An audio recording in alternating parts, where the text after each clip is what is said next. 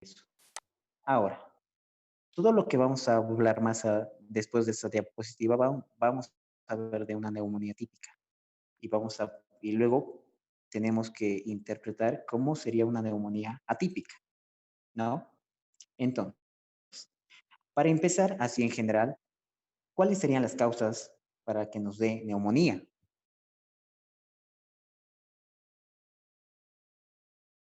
¿Cómo lo podríamos clasificar a las causas que nos producen neumonía? Una neumonía típico bacteriana podría ser, o una neumonía típica por virus, hongos, parásitos, o una neumonía por agentes químicos también. Pues. Ok, ¿no? Todo lo que se ha mencionado. Tenemos las causas infecciosas, que es por virus, bacterias, y las causas no infecciosas, que se van a dar por causas químicas, hemorragias, edema pulmonar, cáncer, ¿no? O Entonces, físicos igual como la irradiaciones, no sé, algo así. ya. Entonces, ¿cómo lo podríamos definir a la neumonía? ¿Alguien puede definirlo, por favor? Eh, es una afección inflamatoria aguda del parénquima pulmonar, ya sea de diferentes orígenes. Ya. ¿Alguien más? ¿Está de acuerdo? ¿No están de acuerdo? ¿Qué piensan de su compañero?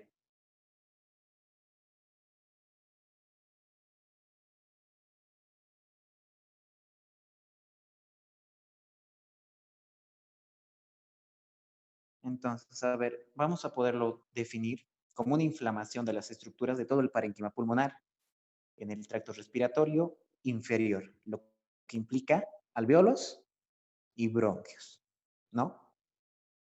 Algo que es muy importante tener en cuenta es que a diferentes edades, a diferentes edades de la vida, no en las causas infecciosas no nos afecta lo mismo, tanto para los recién nacidos, para la edad de 8 hasta 17, 20, ¿no? Jóvenes, y en el otro extremo para los ancianos.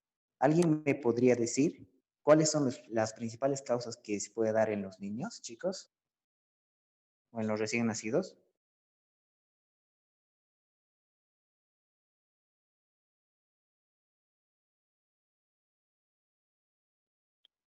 El doctor Suárez menciona a un grupo de virus, mm, Torch.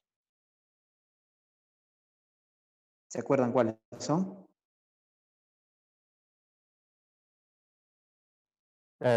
Treponema, rubiola. Toxoplasma, Ay, rubiola y citomegalovirus, ¿no? virus. Sí. Entonces, en la primera edad de la vida o en la infancia, en los recién nacidos, en los primeros meses, los principales agentes que les van a afectar son del grupo TORCH, Toxoplasma, rubiola o citomegalovirus. Pero en nuestro caso vemos que nuestra paciente tiene 17 años, ¿no? Entonces vamos a ir descartando. ¿Cuál piensan que ha sido la principal causa de nuestra paciente? Libna, la siguiente diapositiva, por favor.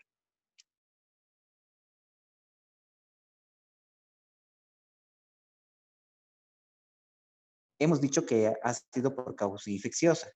¿Cuáles son los agentes que ha podido causarle la neumonía?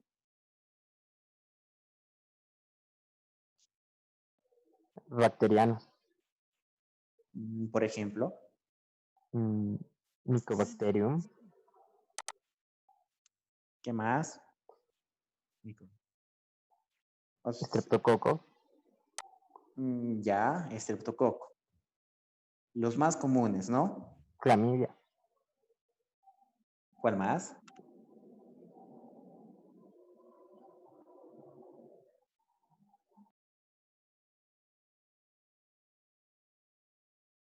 Micoplasmas.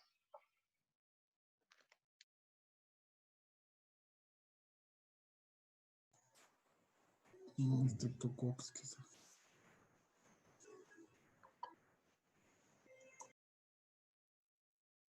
Haemophilus.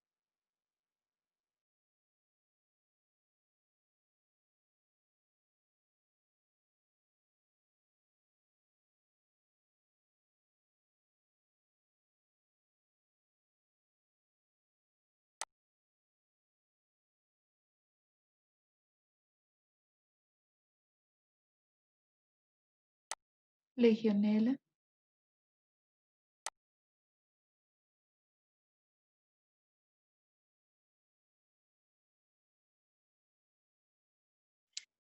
Entonces, ¿no? Ahí vamos a poder ver los tres principales actores que comúnmente va a tener, ¿no? Y vamos a tener en cuenta que se ha contagiado por el estreptococo neumoniae, ¿no? Entonces, ¿qué va a producir? La inflamación del parénquima pulmonar, porque hemos dicho que es una neumonía. ¿Cuáles son las etapas? El edema. ¿Cuáles son, chicos?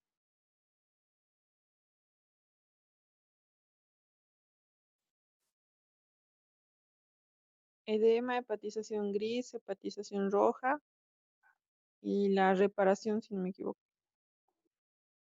Resolución. Ya. Entonces, ¿no? Principalmente la neumonía típica tiene este proceso fisiopatológico, ¿no? En donde en el edema va a haber una invasión de alvéolos, lo que nos va a llevar a una activación de los linfocitos T helper 2 y mastocitos, bueno, que son los mastocitos del alvéolo. Estos van a producir y liberar mediadores inflamatorios que van a ser las citoquinas, produciendo un aumento de la permeabilidad de las vías de conducción, bronquiolos y alvéolos, y el alvéolo se llena de un líquido mucoso en la primera etapa, ¿no? En el edema. Ahora, si nuestra neumonía sigue avanzando, vamos a la hepatización roja, que esta dura de 2 a 4 días, en donde va a haber una congestión capilar notable, ¿no? Va a haber una hemorragia intraalveolar, efusión masiva de leucocitos, polimorfonucleares y eritrocitos, y el exudado va a borrar la arquitectura alveolar. Por esta hemorragia intraalveolar y la congestión capilar, el pulmón se ve como el hígado, así rojo tinto. En la hepatitis, ahora, si dejamos seguir avanzando nuestra neumonía, ¿no? Vamos a ver la hepatización gris, que va a durar de 4 a 6 días. Los alvéolos van a estar ocupados de fibrina y neutrófilos.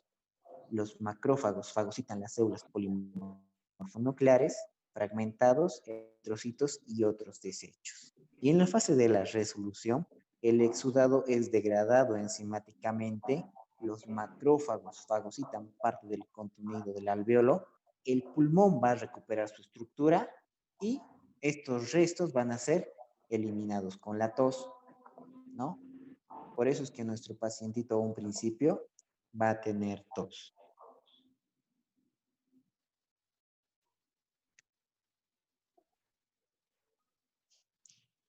Eso sería, doctor, en este caso de neumonía.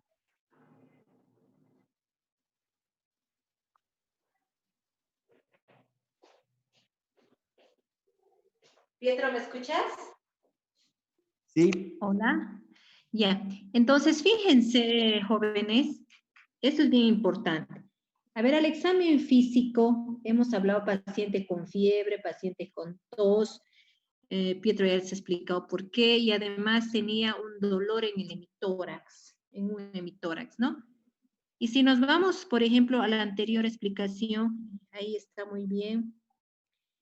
Dolor torácico hace 24 horas. A ver, yo les cuento una historia.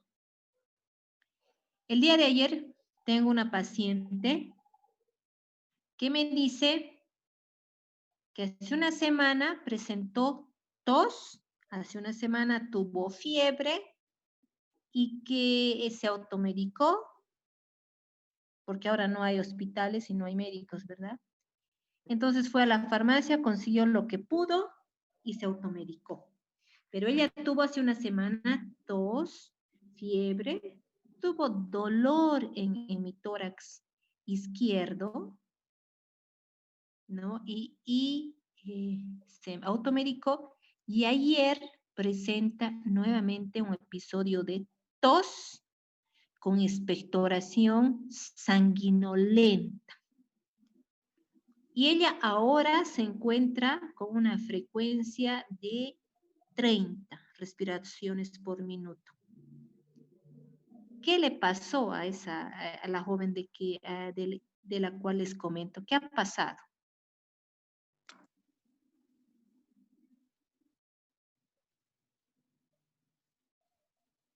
Vamos, jóvenes, lluvia de ideas. Es lo mismo.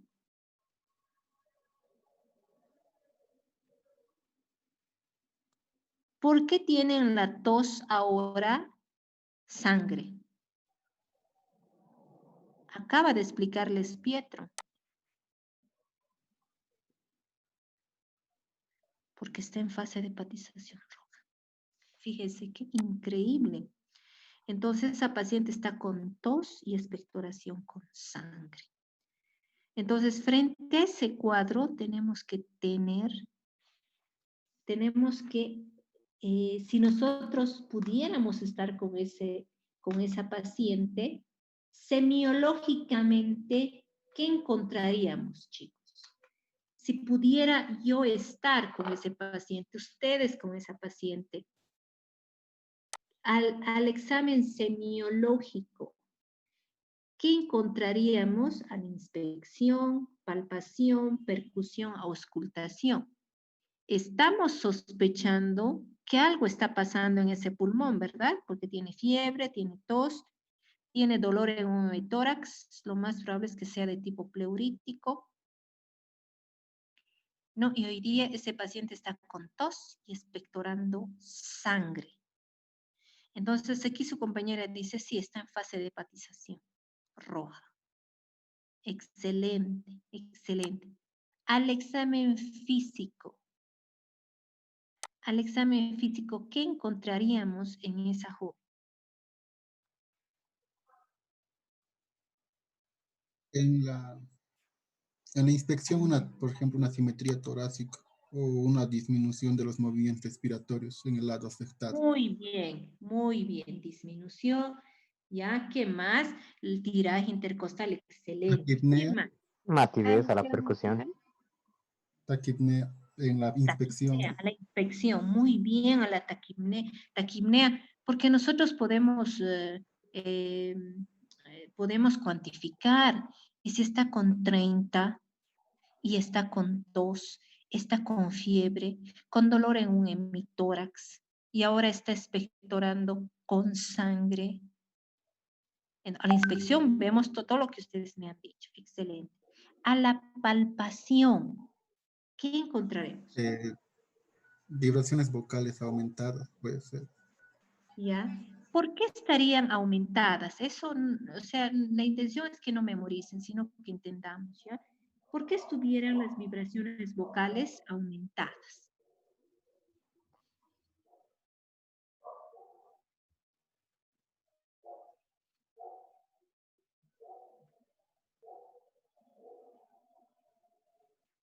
Pietro ya les dijo algo, ¿no? Hay un proceso inflamatorio. Si podemos ir a esa imagen, Pietro, por favor.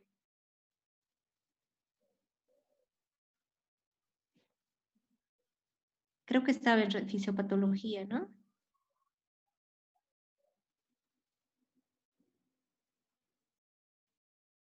Ahí estamos. Fíjense qué dice. ¿Por qué esas vibraciones vocales están aumentadas? Porque hay un proceso inflamatorio a nivel del parénquima, si podríamos puntear, Pietro. Hay un proceso inflamatorio hacia la parte superior, inflamación del parénquima, muy bien. Hay un proceso inflamatorio de ese parénquima. Y fíjense aquí, ¿en qué etapa está? Hemos dicho, ¿no? En la etapa de hepatización roja. Y posiblemente hace una semana, ¿en qué etapa se encontraba? Edema. Hace una semana, Edema. cuando se comenzó a medicar, estaba en edema. Y fíjense, ahora no hay médicos, chicos, no hay hospitales donde ir, no hay nada. Entonces la pobre pequeña fue a una farmacia, no sabe qué tomó, le alivió parcialmente, pero ayer comenzó la tos con expectoración con sangre. Entonces ayer se produjo ¿qué? La hemorragia, ¿verdad? La hemorragia intraalveolar y con efusión masiva de leucocitos y polimorfos nucleares. Masiva, efusión masiva. Y dentro de esa efusión también está el microorganismo que está generando esa neumonía. Entonces ese paciente es francamente infeccioso. Francamente, totalmente infeccioso. Y yo les comento, ese paciente se ha encontrado ¿dónde? En Quillacollo. Y en Quillacollo estaba vendiendo comida. Entonces, ¿ustedes creen que ha infectado a personas, alguna persona? Sí, sí, doctora. Claro. No solo a uno, ha infectado a mucha gente. Fíjense, y ha estado infectando, ¿no? Desde el momento que ha tenido tos, ella siempre ha tenido tos, en fase de edema estaba ya con tos, ya tenía la eliminación del microorganismo que estaba generando ese proceso inflamatorio a nivel alveolar, donde esos alveolos se llenan de líquido mucoso. Ese líquido mucoso, si me punteas por favor, Pietro, el líquido mucoso en la parte superior está, superior derecha. Entonces, fíjense, aquí tenemos ya la liberación de mediadores inflamatorios. ¿Por qué tiene fiebre? ¿Por qué tenía fiebre? Chicos, ¿por qué tenía fiebre hace una semana? Y nuestro paciente también, ¿por qué tiene fiebre? Ahí lo dice.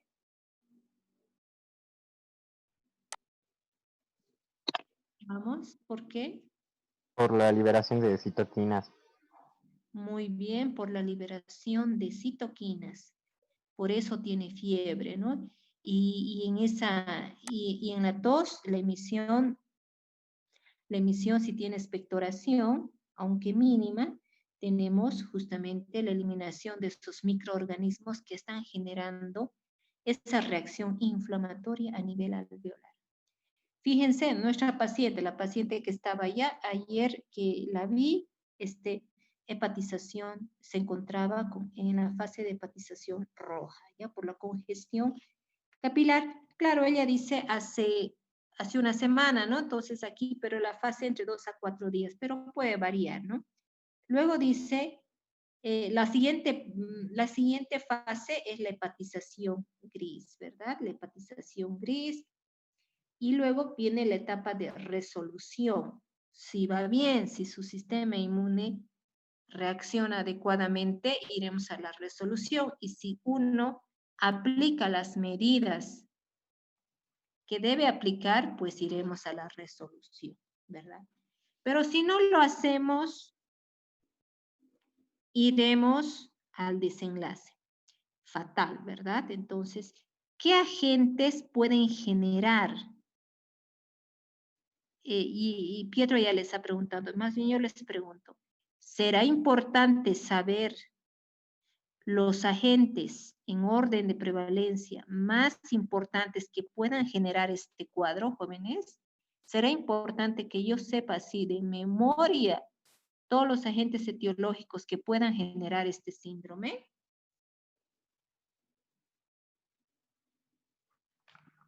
Sí, doctora. Yo considero que sí, es muy importante. Sí. A ver, tal vez otra persona que me pueda decir, ¿será importante que yo conozca por lo menos 10 agentes etiológicos en orden de frecuencia, es decir, de prevalencia, incluso por edades? ¿Será importante? A ver, otra persona. Sí, doctora, porque te orientarías en una posibilidad etiológica y descartarías los que no, por ejemplo, son prevalentes en tal edad y no en la otra, digamos. O sea, vas descartando. Muy bien. ¿Por qué es importante? Porque el momento que yo identifico el agente etiológico sospechoso más sospechoso, puedo hacer tratamiento. Porque si no tengo la idea de cuál es el agente que puede estar generando este tipo de cuadro, voy a hacer un tratamiento a la adivinanza. Y el tratamiento a la adivinanza nos va a llevar a la muerte del paciente. Entonces no podemos hacer un tratamiento a la adivinanza. Tenemos que hacer un tratamiento, aunque sea empírico, en conocimiento de cuál puede ser el agente más frecuente en esa situación. Ya estábamos en esto el examen físico. A la percusión.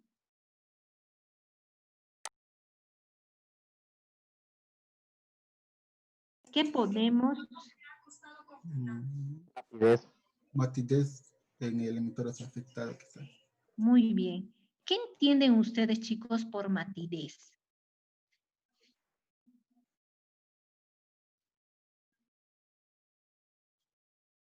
Sin eco. Opaco, un ruido opaco. Matidez, matidez. Hipersonoridad.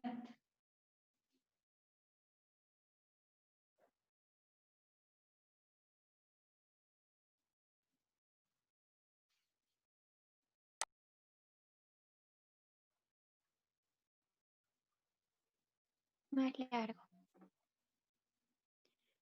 Sonoro está en relación con el contenido de aire. Por eso que en el asma había hipersonoridad. Los pulmones están llenos de aire. No se los podía exhalar. Mientras en la matidez, quiere decir, tiene que ver con una superficie más indurada. Por eso decimos la consolidación, es que ha habido una alteración en la densidad normal, en las características de densidad normales de ese pulmón. Se encuentra más denso, más consolidado, más indurado por ese proceso inflamatorio. Eso es mate. ¿Ya? Entonces, matidez es lo que se espera. A la auscultación, ¿qué habrá? Aumento de las vibraciones vocales, doctora. Estertores. Soplo tubárico. O son ¿Y qué más, chicos? ¿Algo más, tal vez? Estertores crepitantes, doctora, quizá. Muy bien, en semiología también mencionaron el soplo tubárico. excelente. Entonces, a ver si logran, si ustedes tienen un papel al lado, a ver, agarren un papel y estrújenlo. ¿Logran escuchar? Sí, doctora. Sí. Eso es crepitación. Entonces nosotros auscultamos y ya no hay el murmullo vesicular. El murmullo vesicular es el ruido de la entrada del aire a ese alveolo, de la entrada y salida del aire. Tiene que ver con la ventilación y perfusión, ¿no? Pero en este tipo de pacientes no hay eso, entonces hay esto. Esos son los crépitos. Y el soplo tubárico. Ustedes, a ver, la comparación con el anterior grupo lo hice igual. ¿Ustedes han estado en un túnel alguna vez? ¿En un viaje? ¿Han pasado a través de un túnel? Sí. Sí. Sí, doctor. Muy Sí. bien. Entonces, el soplo tubárico es el sonido que hace el aire al pasar por una estructura que se encuentra alrededor indurada. Ese es el soplo tubárico. Y si Pietro me acompaña con la imagen de la radiografía que tiene, muy bien. Vamos ahí donde está el broncograma aéreo. Ahí, fíjense, ese es el broncograma aéreo. Ese es un bronquio que está con aire Y fíjense por qué se ha logrado delimitar sus bordes por la consolidación periférica a ese bronquio. Esa es la consolidación. Entonces, a ese nivel se escucha el soplo tubárico, ¿ya? Entonces, fíjense, el parénquima se encuentra más indurado por el proceso inflamatorio y luego por la hepatización que sufre, ¿ya? Y fíjense en la radiografía, lo que está punteando Pietro. Esa es una imagen opaca, fíjense, opaca, bien delimitada, tiene una especie de forma triangular, ¿verdad? Triangular, muy bien. Si ustedes se fijan hacia abajo, esa imagen hiperclara, que es la imagen oscura donde Pietro está, eso es un pulmón normal, claro, lo claro es oscuro. Y hacia arriba también tenemos otra imagen de claridad. Sin embargo, tenemos la imagen de opacidad delimitada. Esa imagen de opacidad es la neumonía. Y en esa neumonía vamos a ver, al examen semiológico, inspección, disminución de la excursión pulmonar, a la palpación, aumento de las vibraciones vocales, porque, ¿verdad? Vamos a percutir, vamos a palpar y vamos a pedir que el paciente diga 33. Va a decir 33, pero como el parénquima está indurado, al decir 33, estas vibraciones van a ser más fuertes por la característica del parénquima indurado. ¿Ya? A la percusión, matidez, porque justo vamos a aplicar, Pietro, si me ayudas con el punteo. A la percusión vamos a escuchar ahí. Si percuto, comienzo a percutir ahí, mate, mate, mate, mate. Y si me voy un poco a la derecha, al área hiperclara, ahí voy a percutir timpanismo, pero me voy hacia el área opaca, mate. Me voy hacia la parte inferior clara, timpánico. Al otro lado, Pietro. La imagen clara, oscura. En las áreas oscuras o hiperclaras, timpánico o hipersonoro. Y en la parte opaca, mate. Entonces ahí yo pienso que se trata de un síndrome parenquimatoso. Un síndrome parenquimatoso, especialmente una condensación pulmonar en relación a una neumonía. ¿Ya? Entonces no se les olvide, la neumonía puede venir con tos, con expectoración con sangre, sí. Entonces, ¿qué agentes etiológicos conozco? Es fundamental que conozcan. Actualmente, ¿ustedes creen que hay algún virus actualmente que está generando un síndrome parenquimatoso de tipo de la condensación o neumonía?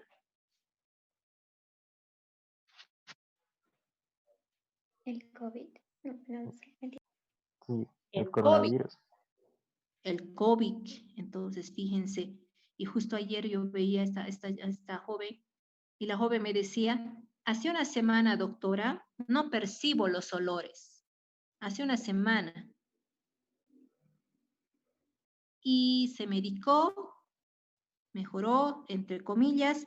Sin embargo, no había tal mejoría. La neumonía seguía en avance. Y simplemente de la etapa de edema ya pasó a la hepatización roja. Y la joven estaba con hepatización roja.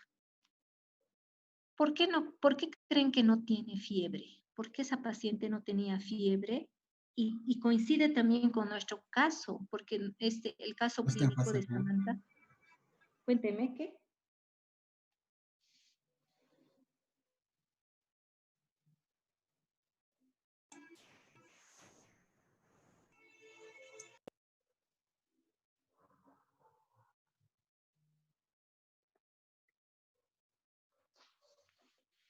¿Por qué? Si nos vamos a la imagen de fisiopatología, Pietro, por favor.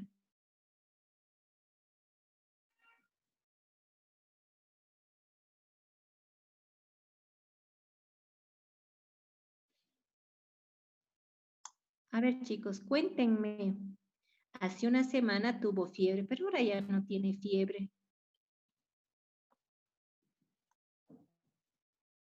Sin embargo, está en fase de hepatización roja. ¿Tendrá esto algo que ver con su capacidad inmunológica de defensa?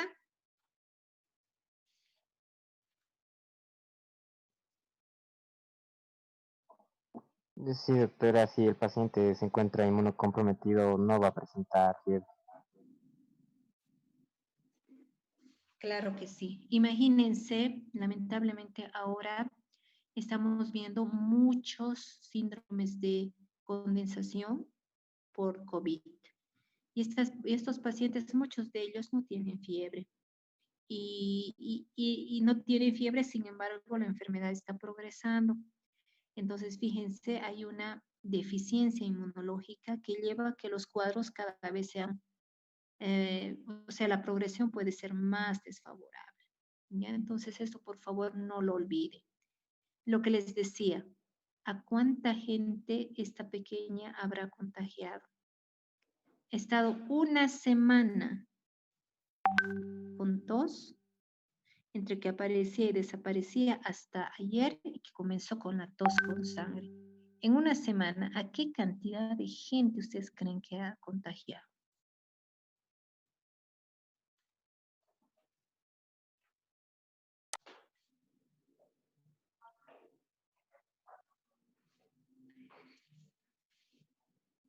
Yo creo que mucho más. Está en un puesto de venta de comida, imagínense. Esta pequeña estaba vendiendo comida. Hay un mercado, asumo, de Quillacollo. Entonces, por lo menos en una semana, ¿con cuánta gente habrá entrado en contacto? 200, 300, 400 personas.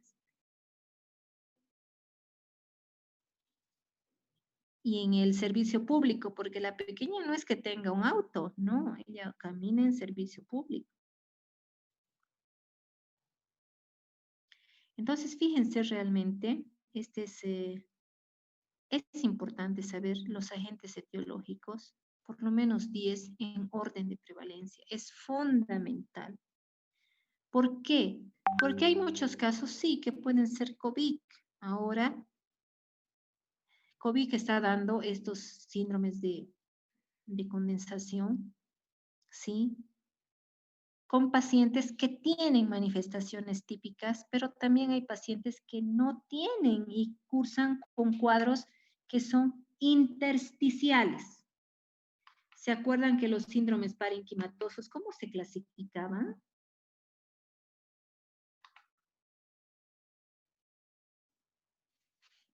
Chicos.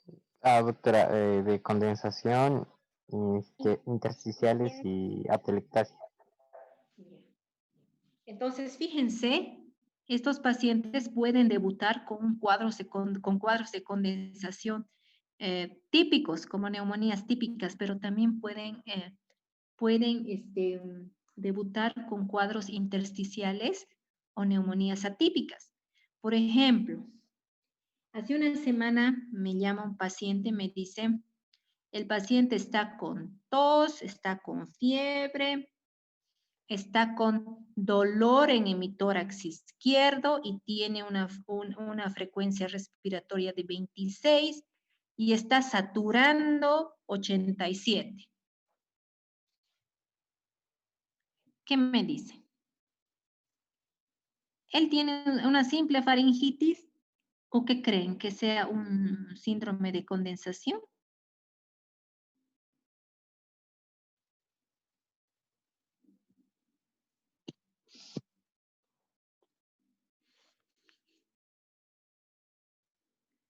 Vamos, chicos, sin temor.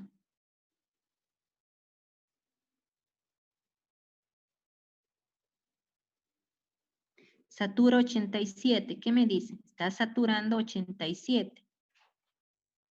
Que está cursando con una hipoxia.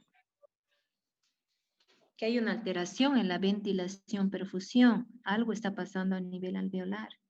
Y aquí vemos que hay dice etapa, dice invasión, activación de linfocitos y mastocitos, producción y liberación de mediadores inflamatorios, incremento de la permeabilidad en las vías de conducción, bronquiolos y alveolos. Y los alveolos se llenan de líquido mucoso que altera la ventilación y perfusión. Por eso está saturando 87. ¿Cuánto es lo normal para saturar, chicos? No, 95. 100, pero aquí en 95%. Bolivia 96, doctor. 95 a 100, ¿no es cierto? Ya, lo normal. Perfecto. Entonces, algo está pasando, se está con esa sintomatología. Y fíjense, yo les cuento, y ese paciente me dice, doctora, ¿y ahora qué tengo? Yo le digo, mira, estamos en época de pandemia, lo más probable es que tú tienes una neumonía por COVID. Estamos en pandemia de COVID, entonces lo más probable es que tengas una neumonía por COVID. Un síndrome de condensación por COVID. Entonces, ¿qué hace el paciente? No me cree. Entonces le cree, no sé a quién habrá creído. Y me dice, doctora, quiero estar segura de que tengo esto. Ah, ya, bueno. ¿Qué me puedo hacer? Ah, ya, me voy a hacer una radiografía. Ya, perfecto, hágase una radiografía. Y la radiografía es reportada como normal. Y el paciente sigue con fiebre, sigue con tos, sigue con esa su frecuencia respiratoria de 26, porque no me quiere hacer caso y hace caso a otras personas. Y su radiografía es reportada como normal. Seguimos manteniendo el diagnóstico de síndrome de condensación pulmonar o no es.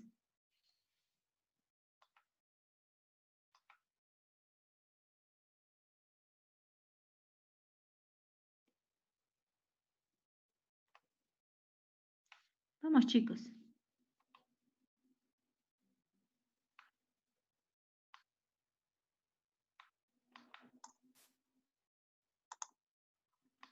La radiografía no sale como la radiografía que hemos visto en este paciente. Sale una imagen de hiperclaridad normal. La pregunta es, ¿sigue siendo un síndrome de consolidación o podrá ser un síndrome intersticial?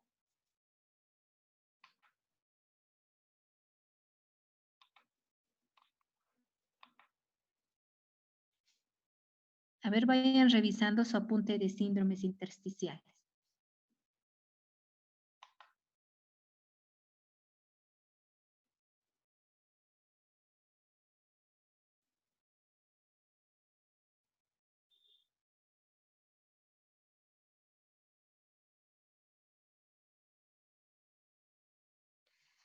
¿Ustedes conocen las neumonías atípicas, jóvenes?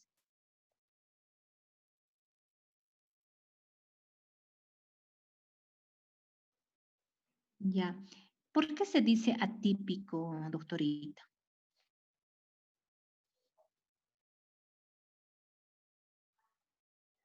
Suelen ser oportunistas.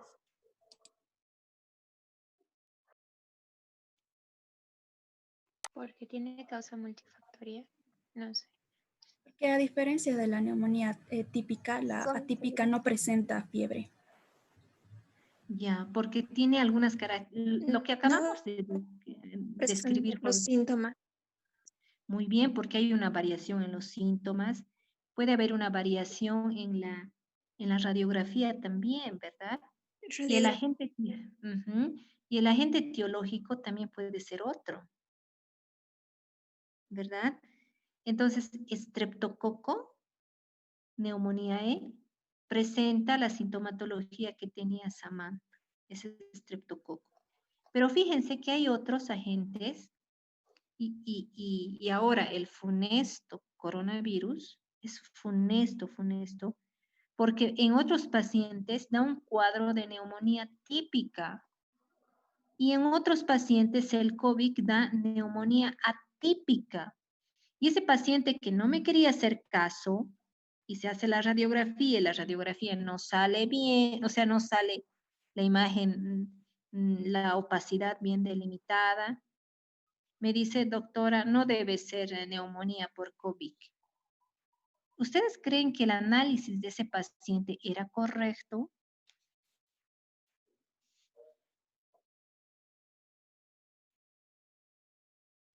No, doctora.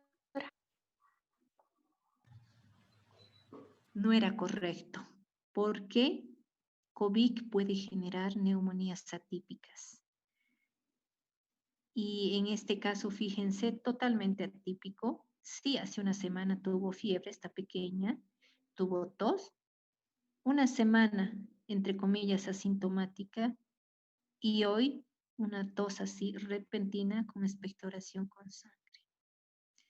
O en el caso de ese otro paciente que tiene todos los datos clínicos de que hay un proceso inflamatorio e infeccioso y una radiografía totalmente normal. Entonces, fíjense que las neumonías pueden presentarse de manera típica y de manera atípica. Entonces, esto es importante saber y también es importante, fundamental saber qué agentes etiológicos producen neumonías atípicas. A ver, tal vez un recuerdo. Virus, hongos.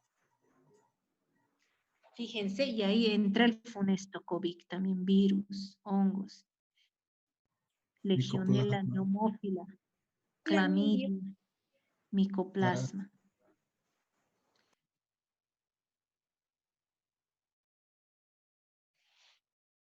¿Por qué es importante saber eso para dirigir nuestro tratamiento? Si nosotros pensamos que es estreptococo, neumonía estreptococo es una bacteria gram positiva. Entonces, como es bacteria, se le hace el tratamiento con un antibacteriano. ¿Para qué? Para gram positivo. Pero si yo sé que posiblemente es micoplasma, neumonía o tal vez Legionella neumófila. En el caso de Legionella, tendré que pensar en qué antibiótico le voy a dar si sospecho Legionella neumófila. ¿Qué medicamento podré dar para Legionella neumófila?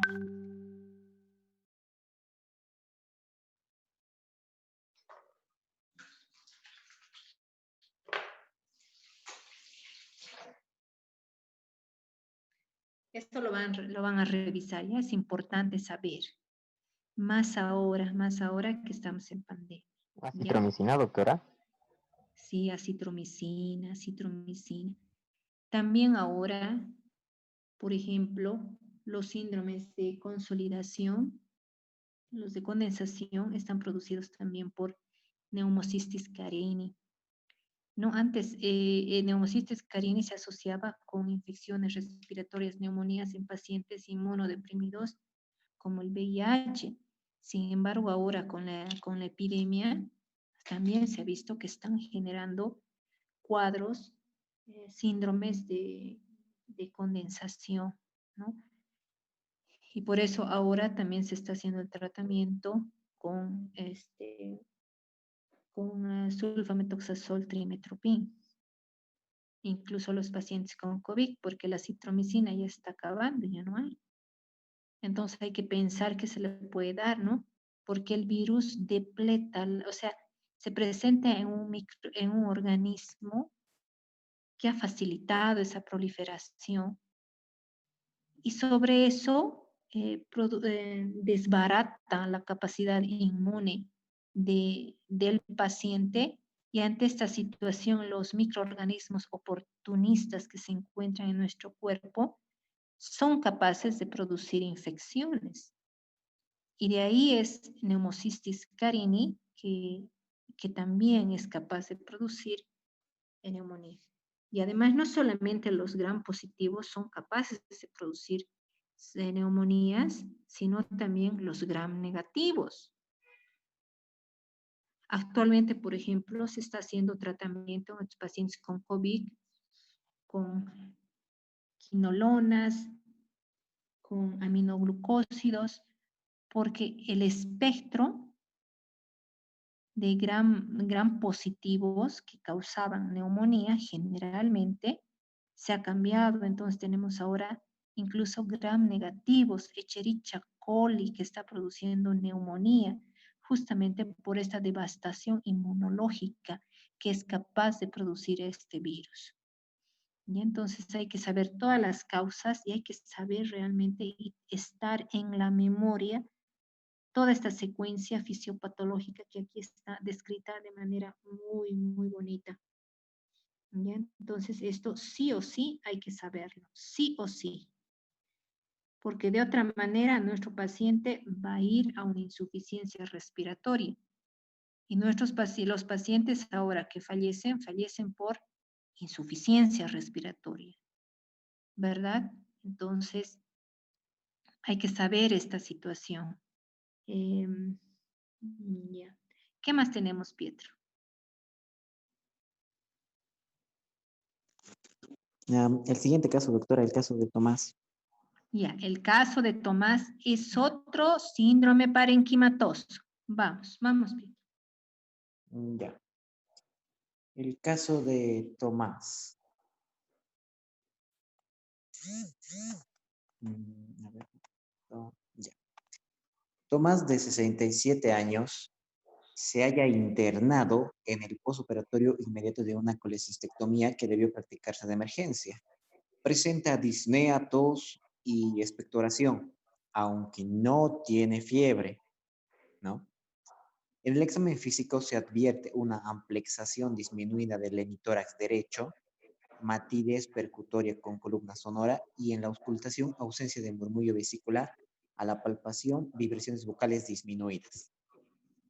¿Qué les parece, chicos? Toda la sintomatología que presenta, a diferencia del otro caso de Samantha.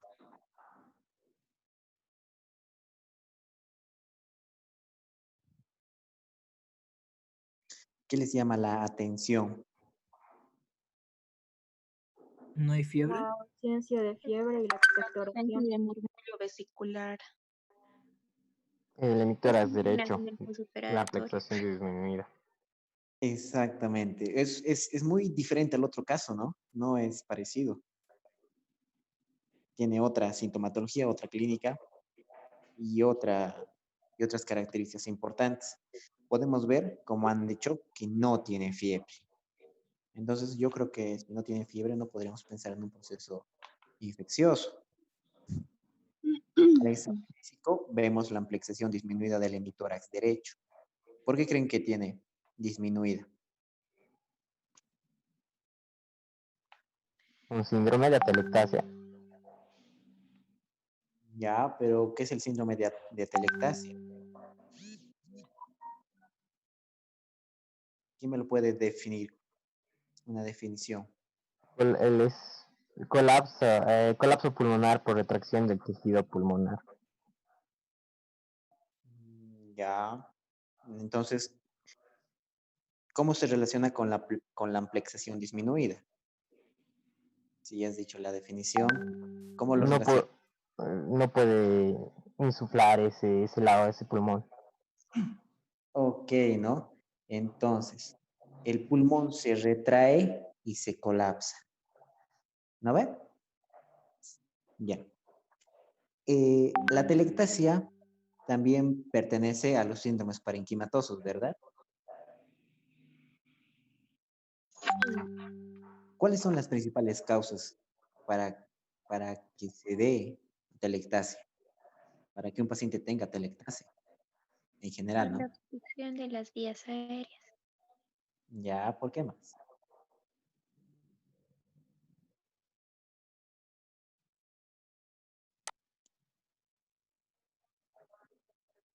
Ya, ¿qué más?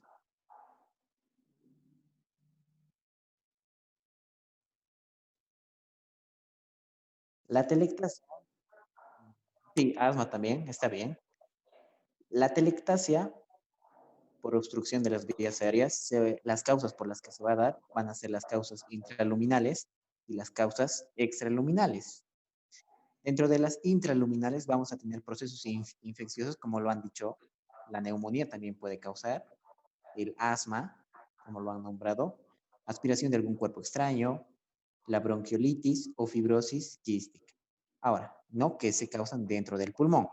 Ahora, las causas extraluminales que se van a dar fuera del pulmón van a ser las malformaciones vasculares, cardiomegalias y los tumores mediastinales, ¿no? O malformaciones quísticas. Entonces, si tengo la obstrucción, va a haber la dificultad de la entrada de aire a las vías aéreas. Dependiendo de la obstrucción, va a estar obstruido a nivel de los bronquios mayores o menores. Por lo tanto, el aire no va a entrar al tejido pulmonar. Entonces, ¿qué va a pasar? Que este aire que hay en el tejido, Liv, no me lo pasa al siguiente, por favor. Este aire que va a haber en el tejido pulmonar, ¿no? Se va a pasar a los alvéolos vecinos a través de las paredes alveolares por los poros y finalmente cada vez va a ser menos y menos hasta que el pulmón se va a ir retrayendo. Ahí podemos ver en la imagen cómo hay esa retracción del pulmón. ¿Por qué? Porque ya no va a haber aire dentro, ¿no? Ese aire que había en esos alvéolos se ha reabsorbido, entonces el pulmón se retrae y se colapsa. Viendo la fisiopatología podemos ver que se retrae la presión intrapleural, se disminuye dando lugar a ¿qué? ¿Qué va a pasar cuando se retraiga y disminuya la presión intrapleural? ¿Qué vamos a poder ver?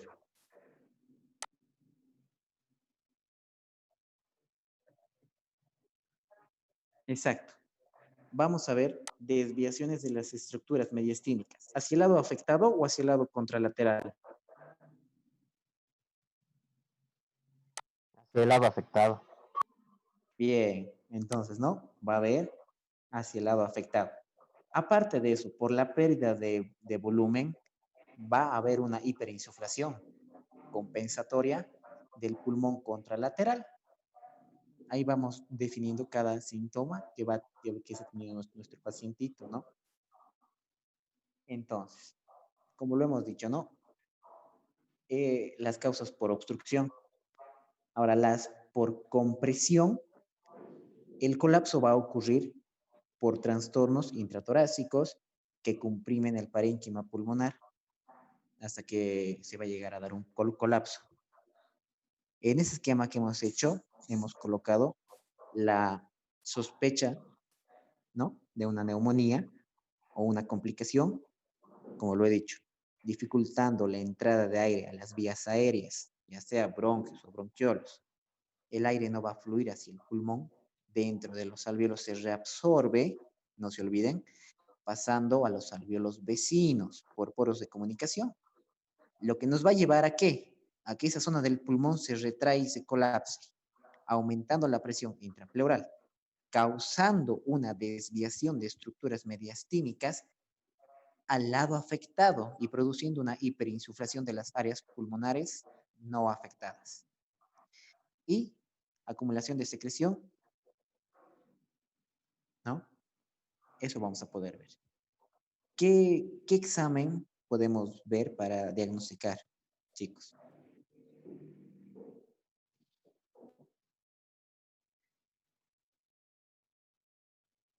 ¿Qué exámenes podemos pedir?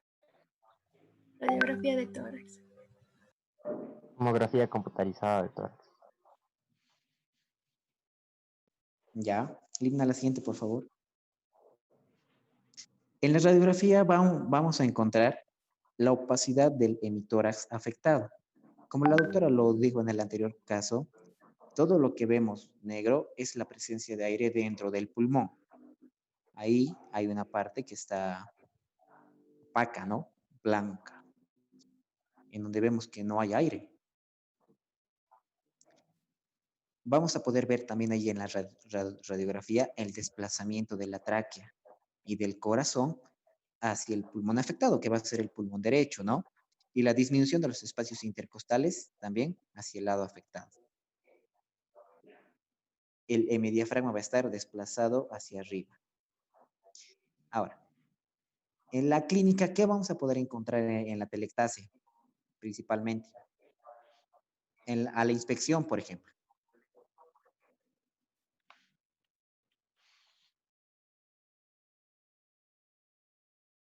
¿Qué le vamos a encontrar a nuestro pacientito?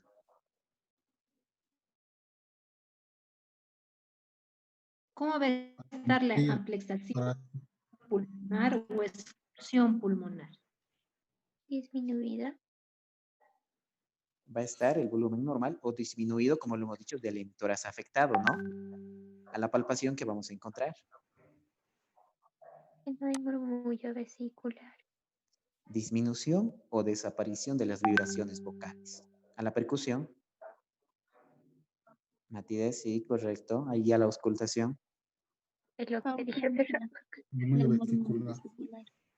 Ausencia del murmullo vesicular, ¿no? Entonces sería bien que nos hagamos una idea como neumonía, como la telectasia, sus síndromes parenquimatosos, hacer la diferencia en la clínica, tanto la inspección, palpación, percusión y auscultación, para poder diagnosticar más rápido y tener más claro las dos patologías. Eso sería, doctora. Si podemos ir al inicio, por favor, de Tomás.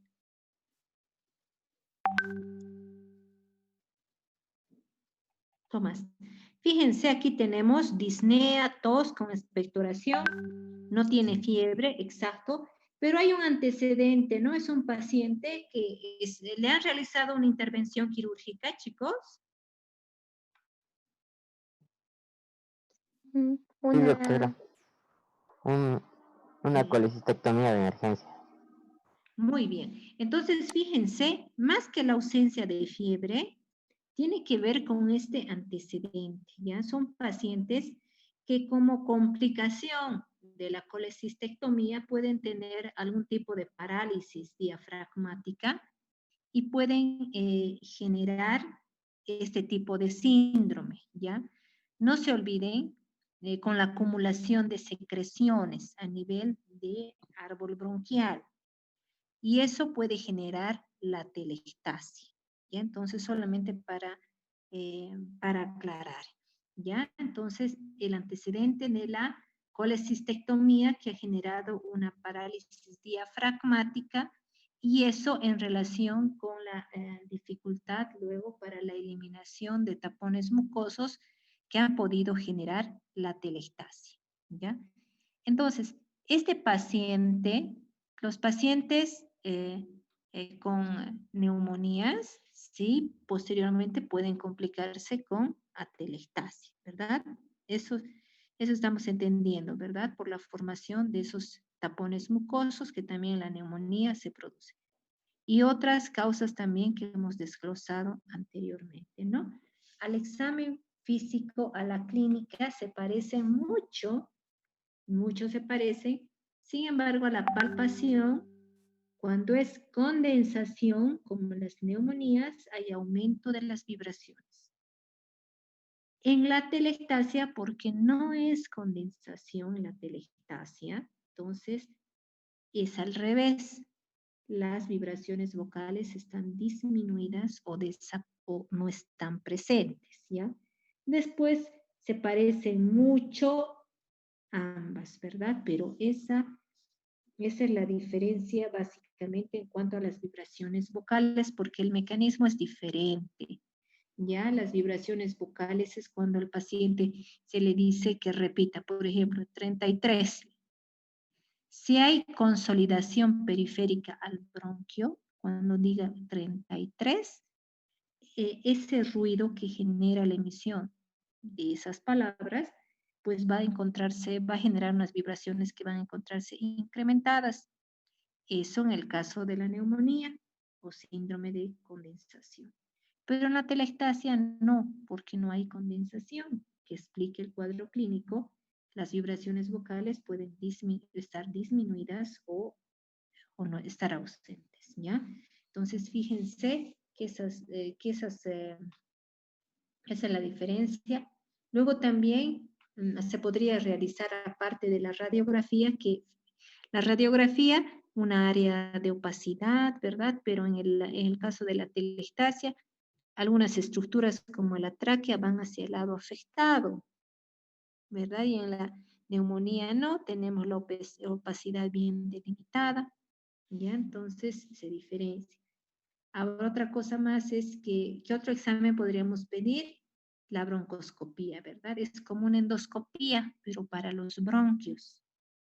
Broncoscopía, entonces ingresan a los bronquios y se ve a qué nivel se identifica qué elemento está produciendo la telestasia, pensando que podría ser un proceso obstructivo por la presencia de tapones mucosos, etc. En este caso se trataba de una telestasia obstructiva, ¿ya? Debido a las secreciones por esa complicación post-colecistectomía que generó la parálisis diafragmática. ¿Ya? Entonces, chicos. Eso sería, chicos. Ahora, bueno, es necesario tomarles un repaso, chicos, entonces, justo de este tema. Síndromes parenquimatosos, ¿no? Entonces, ese repaso veo que es indispensable justamente porque estamos en situación de pandemia donde realmente todos los días estamos escuchando de nuevos casos de pacientes que mueren por insuficiencia respiratoria secundaria a síndromes de parenquimatosos, sea de tipo de condensación intersticial o incluso puede ser también de atelectasia por COVID, ¿no? Entonces veo necesario que ustedes me repasen este tema. Es un solo tema de la clase del doctor Suárez. Ese repaso va a ser evaluado.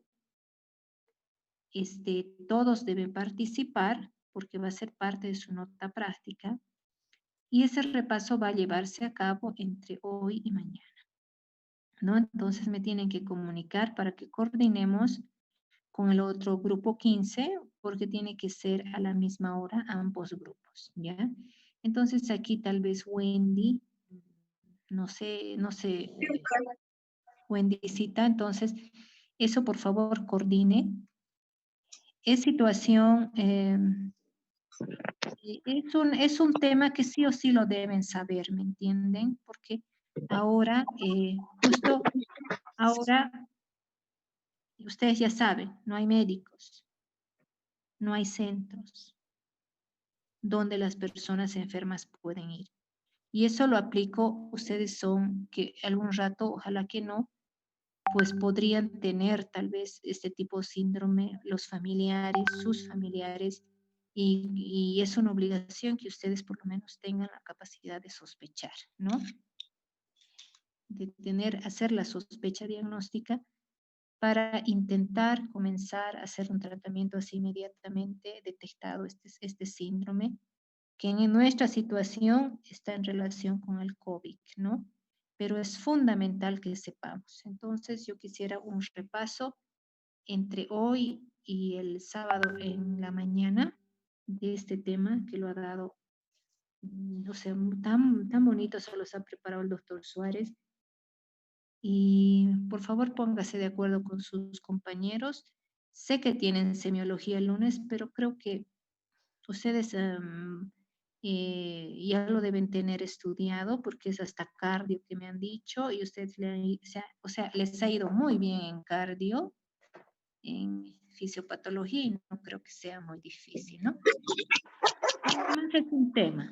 Ya, entonces, por favor, Wendycita, póngase de acuerdo Esto lo hago porque es fundamental.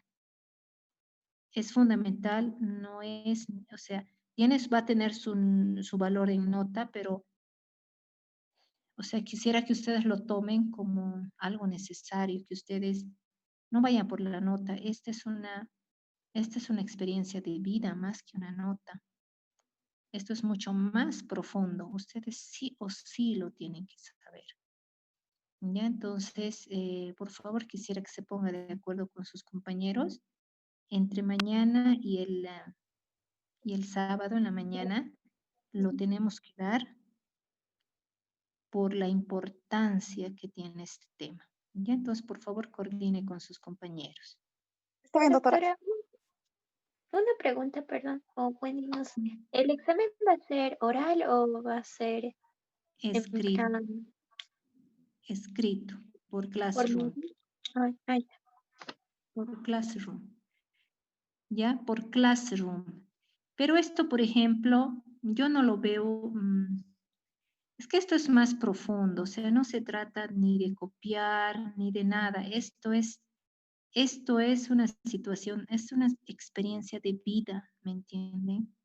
Esto va más allá de ir a querer sacar una buena nota. Esto va al deber que uno tiene en este momento como personas que son ustedes, como miembros de una familia, de tener la capacidad de detectar. ¿Me entienden? Esa es la verdadera razón de que les quiero tomar este examen. No es ni por nota ni por nada, sino por la necesidad de vida que ahora tenemos, ¿no? Entonces es algo muy personal, es algo que quisiera que ustedes lo tomen así, muy personal, como un deber saberlo, como es un deber conocerlo, sospecharlo para poder hacer algo, ya sea por nosotros mismos, por nuestra familia o por otras personas, ¿no? Entonces quisiera que lo tomen así y me digan entre mañana y el sábado, chicos. Sí, doctora, está bien. Perfecto, chicos. Entonces espero su comunicado y bueno, es el tema que el doctor Suárez ha dado, ¿ya? Entonces todo en relación. Y ese mismo día, esto va a durar como unos 10 minutitos. Y luego, unos 10 minutitos, Pietro y Limna les van a hablar del caso de Neyen y de insuficiencia respiratoria, que es de lo que los pacientes están muriendo ahora, ¿no? Vemos pacientes que están en la calle muriendo, ¿no? Y se habla tanto de respiradores por insuficiencia respiratoria y tenemos que saber qué significa eso. Entonces, Pietro y Limna van a resolver el problema del Neyen así rapidísimo para que ustedes también sepan cuando vean las noticias, sepan cuando vean lo que está aconteciendo en nuestro país, en nuestra ciudad, y entiendan la magnitud y la gravedad de lo que nos está pasando. Ya eso también va a ser rapidísimo el sábado. Bueno, chicos, me comentan, necesitamos 20 minutitos nada más, el día sábado o del día viernes, ¿ya? Me comentan. Y Wendy, por favor, coordina con Miguel para que sean ambos grupos a la misma hora y el mismo día. Sí, doctora, está bien. Listo, chicos, que les vaya muy bien, a cuidarse y sigamos. Bueno, hasta pronto. Gracias, doctora. gracias, doctora. Hasta luego. Doctora.